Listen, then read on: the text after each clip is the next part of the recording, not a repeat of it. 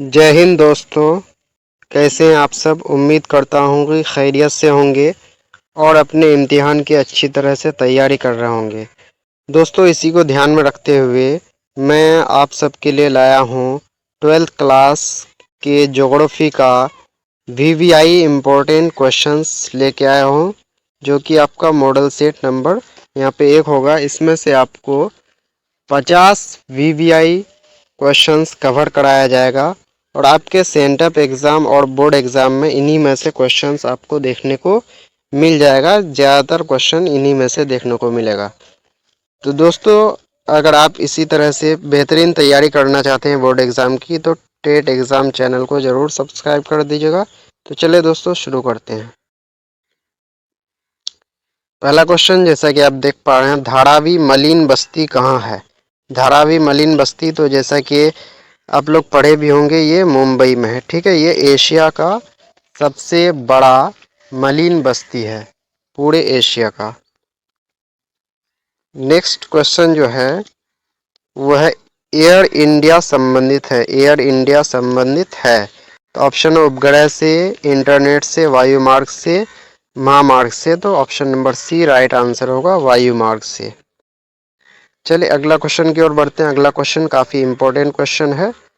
वो है यूरोपीय संघ का मुख्यालय, यानी कि यूरोपियन यूनियन, जिसको ईयू शॉर्ट में बोलते हैं, इसका मुख्यालय कहाँ है। तो ध्यान रखना है, बेल्जियम में है, जो कि ब्रुसेल्स की राजधानी है। बेल्जियम, जो कि ब्रुसेल्स की राजधानी है। अगला काफी इंपॉर्टेंट क्वेश्चन है, ओपेक संबंधित है। OPEC organisation of petroleum exporting country, जिसका पूरा नाम होता है, ये संबंधित है, नाम ही से है, ऑर्गेनाइजेशन ऑफ पेट्रोलियम, यानी कि पेट्रोल के निर्यात से, यानी पेट्रोल के एक्सपोर्ट से ये ओपेक संबंधित है। अगला क्वेश्चन जो है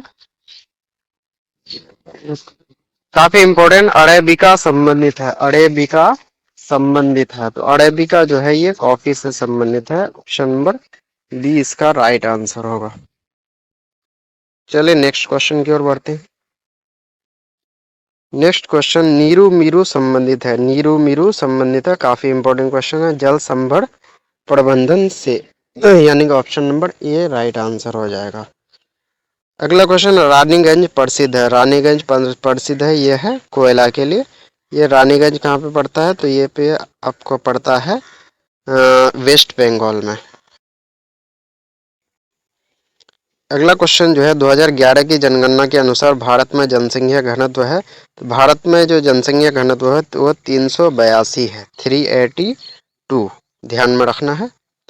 अगला क्वेश्चन जो है वो है हरित क्रांति में किस फसल का सर्वाधिक उत्पादन हुआ था। तो ध्यान रखना है, गेहूं का सर्वाधिक उत्पादन हुआ था और चावल के उत्पादन में कमी आ गई थी। ध्यान रखना, हरित क्रांति की शुरुआत जो है, हरित क्रांति का जनक एम.एस. स्वामीनाथन को कहा जाता है, जो कि कुछ दिन पहले ही उनकी मृत्यु हो गई। एम.एस. स्वामीनाथन, ध्यान में रखना, एम.एस. स्वामीनाथन। चलिए अगला क्वेश्चन की ओर बढ़ते हैं। अगला क्वेश्चन जो है वो गैरिसन नगर का संबंध है, तो ध्यान में रखना है छावनी से, ध्यान में रखना है छावनी से। ठीक है, नेक्स्ट क्वेश्चन काफी इंपॉर्टेंट है, डेसिबल में मापा जाता है। डेसिबल में मापा जाता है, वो मापा जाता है ध्वनि प्रदूषण को। ऑप्शन नंबर डी, डेसिबल को डी बी से डिनोट करते हैं। अगला क्वेश्चन जो है वो पारादीप पत्तन किस नदी में पर स्थित है।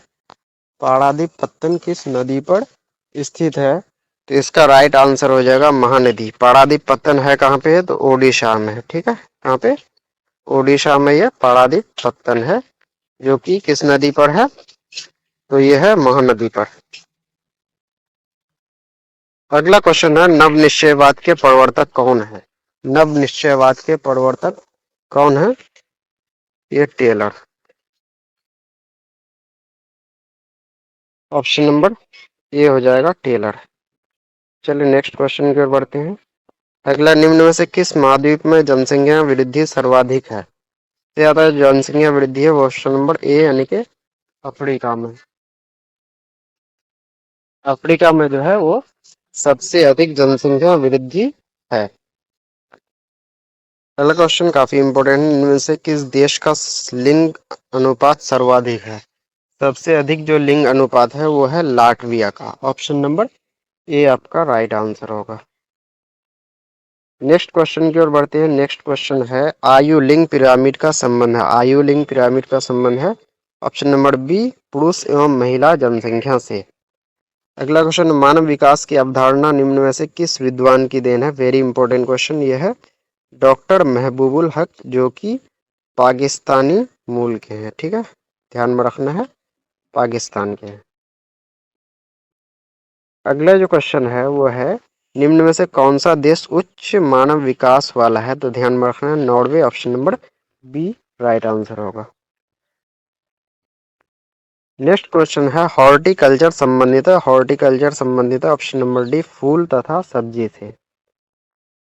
अगला वेरी इंपॉर्टेंट क्वेश्चन है ब्राजील में कॉफी बागान को क्या कहा जाता है? तो ध्यान में रखना है फेजेंडा कहा जाता है। Option number B right answer होगा। अगला क्वेश्चन जो है वो है निम्न में कौन तृतीय क्रियाकलाप है? तो तृतीय क्रियाकलाप में आपका खेती नहीं आएगा, आखेट भी नहीं आएगा, आपका आ जाएगा ऑप्शन नंबर सी यानी कि व्यापार जो है ये आपका तृतीय क्रियाकलाप में आ जाएगा। ठीक है, अगला क्वेश्चन काफी इंपॉर्टेंट है बिग इंच पाइपलाइन संबंधित है। तो बिग इंच पाइपलाइन संबंधित है ऑप्शन नंबर डी पेट्रोलियम से। माराकाइबो पत्तन संबंधित है तो ये है आपका माराकाइबो पत्तन, ये वेनेजुएला से संबंधित है। Option number A right answer होगा। वेरी इंपॉर्टेंट क्वेश्चन विश्व व्यापार संगठन WTO का मुख्यालय है ये तो ये है जेनेवा में। ठीक है, स्विट्जरलैंड के जेनेवा शहर में इसका मुख्यालय है। अगला क्वेश्चन जो है वो नदी के सहारे बसा गांव किस प्रतिरूप में आएगा? तो ये आएगा ऑप्शन नंबर सी रेखीय प्रतिरूप में आएगा। अगला काफी इंपॉर्टेंट क्वेश्चन भारत में पूर्ण जनगणना पहली बार कब हुई? तो 1881 में हुई। ध्यान में रखना 1872 में जो हुई थी वो पूर्ण नहीं हुई थी, वो आंशिक जनगणना थी, पूरे भारत में नहीं हुई थी। तो ध्यान में रखना पहली बार जो जनगणना की शुरुआत हुई 1872 में लॉर्ड मेयो के कार्यकाल में, और पहली बार जो पूर्ण जनगणना या व्यवस्थित जनगणना हुई 1881 में। इसके बाद से ही 10 साल में जनगणना होने लगी। ठीक है, तो ध्यान में रखना पहली बार पूर्ण जनगणना 1881 में शुरू हुई और ये हुई लॉर्ड रिपन के कार्यकाल में। ठीक है, तो दोनों क्वेश्चन को बढ़िया से ध्यान में रखना है। अगला क्वेश्चन 2011 की जनगणना के अनुसार बिहार में प्रति वर्ग किलोमीटर जनसंख्या घनत्व। ध्यान में रखना बिहार में पूरे भारत में सर्वाधिक है 1106। ठीक है, पूरे भारत में 382 और यहाँ पे है 1106 बिहार में। अगला जो क्वेश्चन है वो है मानव विकास सूचकांक में भारत के भारत के निम्नलिखित राज्यों में से किस एक की कोटि उच्चतम है? तो ध्यान में रखना केरल, यहाँ की साक्षरता दर भी उच्चतम है पूरे भारत में, तो ऐसे यहाँ पे जो है मानव विकास सूचकांक में भी जो है ये नंबर 1 है। नेक्स्ट क्वेश्चन जो कह रहा है वो है 2011 की जनगणना के अनुसार भारत की साक्षरता का प्रतिशत है। 2011 की जनगणना के अनुसार भारत में साक्षरता का प्रतिशत ध्यान में रखना है 74.04। ऑप्शन नंबर सी में 74.4 है जो कि गलत है, 74.04। ठीक है, और महिला साक्षरता दर की बात करें तो 65.46 ध्यान में रखना आपको। अगला जमशेदपुर किस प्रकार का नगर है? तो औद्योगिक नगर है। यहाँ पे टाटा यानी टिस्को की स्थापना हुई थी 1907 में। Tata iron and steel company की शुरुआत हुई थी जमशेदपुर में, इस वजह से ये हो जाएगा औद्योगिक नगर। ठीक है, अगला काफी इंपॉर्टेंट है भारत में हरित क्रांति कब शुरू हुई? तो 1960 के दशक में। अगर एग्जैक्ट बात करें तो 1967 के आसपास जो है शुरू हुई थी, इस वजह से right answer option number B होगा 1960 के दशक में। अगला क्वेश्चन काफी इंपॉर्टेंट है निम्नलिखित में कौन सबसे महत्वपूर्ण जूट उत्पादक क्षेत्र है? तो ये हो जाएगा आपका गंगा डेल्टा यानी कि option number C right answer होगा। अगला, गेहूं की खेती के लिए आदर्श तापमान कितना होना चाहिए? तो ध्यान में रखना, काफी इंपॉर्टेंट है। ऑप्शन नंबर बी, 10 से 20 डिग्री सेल्सियस होनी चाहिए। अगला जो है, भारत में चाय की खेती कहाँ से आरंभ हुई? तो ध्यान में रखना, ब्रह्मपुत्र घाटी। Option number A right answer होगा। अगला जो है, वल्लामकाली या नौका दौड़ संबंधित है, तो ये है केरल से, यानी कि केरल से नौका दौड़ संबंधित है। ये जो है केरल में ही होता है, ठीक है। दक्षिण भारत में सिंचाई का प्रमुख स्रोत, काफी इंपॉर्टेंट क्वेश्चन है। दक्षिण भारत में जो है वो नदियों की उत्तर भारत की तुलना में कमी है, इस वजह से वहाँ पे तालाब से जो है वो सिंचाई होती है।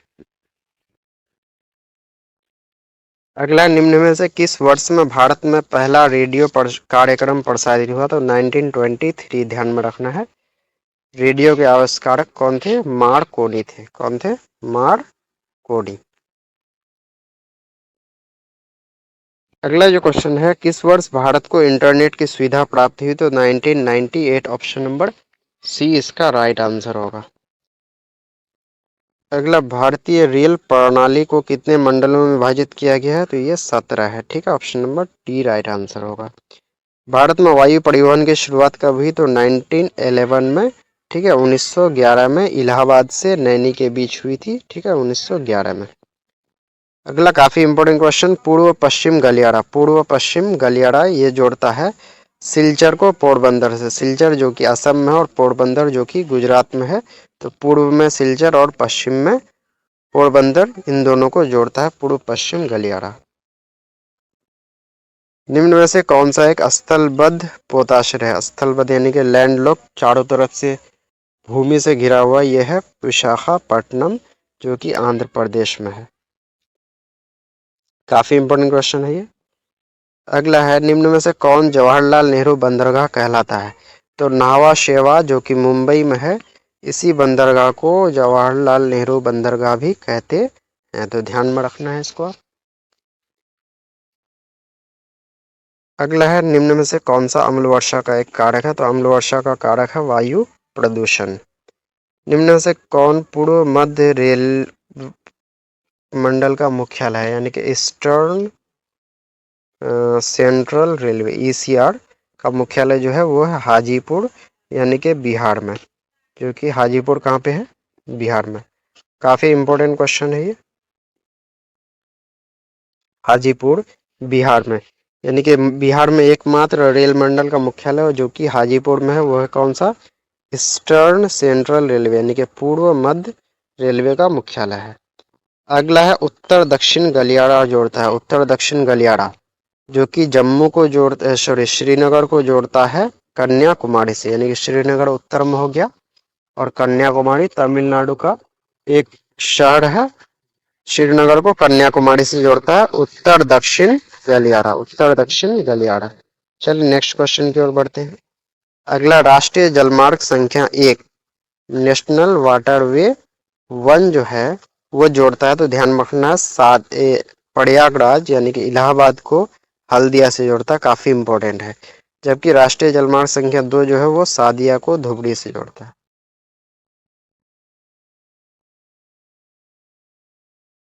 अगला, भारत के तटीय सीमा की कुल लंबाई। भारत की तटीय सीमा की कुल लंबाई वो है आपका जो है 7517 किलोमीटर। अगर सिर्फ बोलेगा भारत के मुख्य भूमि की तटीय सीमा की लंबाई, तो हो जाएगा 6100 किलोमीटर। सबसे ज़्यादा तटीय सीमा है वो है गुजरात में 1600 किलोमीटर। सीमा सड़क संगठन का मुख्यालय, यानी कि BRO, मुख्यालय दिल्ली में है, लेकिन गठन कब हुआ? 1960, 7 मई 1960। भारत का सर्वाधिक लंबा राष्ट्रीय राजमार्ग है, तो यह है NH 44, ठीक है। NH 44 काफ़ी इंपॉर्टेंट है। इस तरह से हम लोग जो है यहाँ पे ज्योग्राफी का सेट नंबर 1 कवर कर चुके हैं, जो कि आपके एग्ज़ाम के लिए काफ़ी इम्पोर्टेंट है, बोर्ड एग्ज़ाम के लिए। तो आप इस तरह की जो है और भी मॉडल सेट प्राप्त करने के लिए चैनल को सब्सक्राइब कर सकते हैं। धन्यवाद।